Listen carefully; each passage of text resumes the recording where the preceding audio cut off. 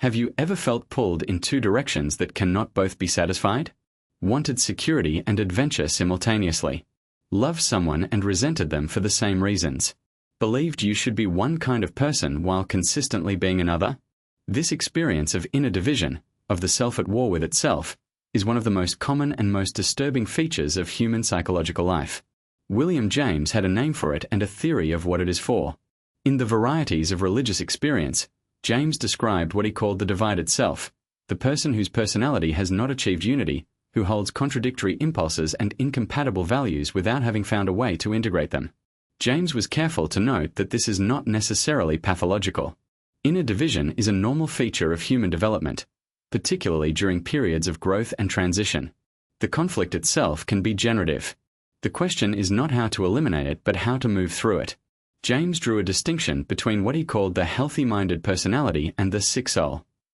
The healthy-minded person has achieved a relatively unified set of values and orientations, and they move through life with a degree of settled confidence. They can be admirable in their consistency, their joy, their ability to focus. But James also thought they could be limited, capable of denying the darkness in the world and in themselves because acknowledging it would disturb a unity they prize above honesty. The sick soul, by contrast, cannot shut out the painful dimensions of existence. They feel the contradiction between ideals and reality with particular acuity.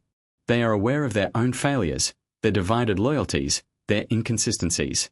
This awareness is painful, but James argued it is also deeper, more complete, more honest, more morally serious than the achieved contentment of the healthy-minded. The sick soul cannot be satisfied with easy unity because they have seen enough to know that easy unity requires willful blindness. The divided self described by James is the person who has not yet found any unity. They hold conflicting values without resolution, perhaps wanting both religious faith and intellectual freedom, both ambition and humility, both independence and intimate belonging. These pairs are not logically incompatible, but living them simultaneously requires a synthesis that has not yet been achieved. The person feels torn, unstable, sometimes exhausted by the continuous demand of managing incompatible inner voices. James collected testimony from hundreds of people who had lived through such divisions and emerged from them transformed. What he found, across an extraordinary range of religious and cultural contexts, was a common pattern. The division intensifies until it reaches a crisis point, a moment when the old, divided equilibrium becomes unsustainable. Something gives way. And on the far side of that collapse, a new, more integrated self sometimes emerges. This process of disintegration and reintegration is what James associated most closely with religious conversion, but he was explicit that equivalent transformations happen in secular contexts.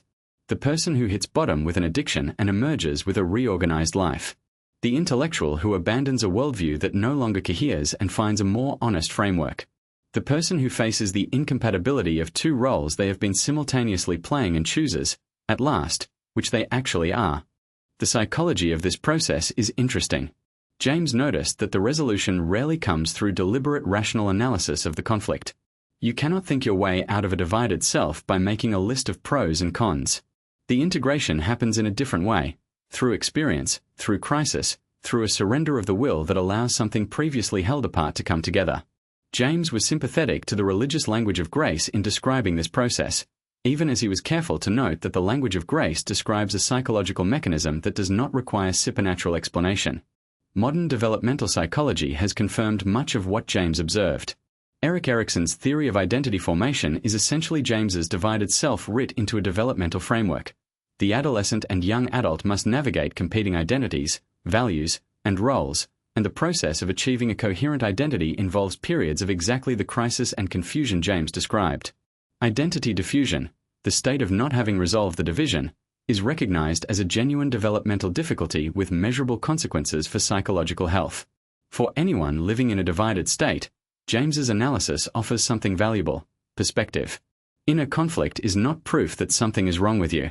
It may be proof that you are at a genuine threshold, that the values and commitments you are holding are real enough to create real tension, and that you have not yet found the integration that would allow you to carry them together without tearing yourself apart.